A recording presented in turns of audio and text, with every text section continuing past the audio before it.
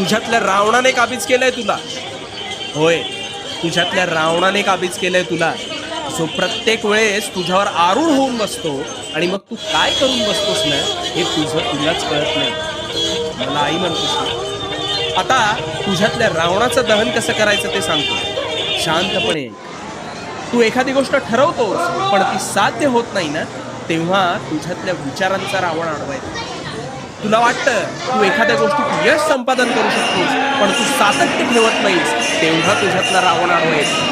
तू झोपेत स्वप्न पाहतोस आणि जागेपाणी मात्र झोपी जातोस ना, तेव्हा तुझ्यातला रावण अडवायचा. अरे हा रावण रावण म्हणजे तरी काय रे? तर रावण ही एक प्रवृत्ती आहे. तू पूजा रामाची करतोस पण वर्तणूक रावणाची बाळगतोस ना, तेव्हा तुझ्यातला रावण अडवायचा. मग आज खऱ्या अर्थी या रावणाचं दहन कसं करायचं ते सांग.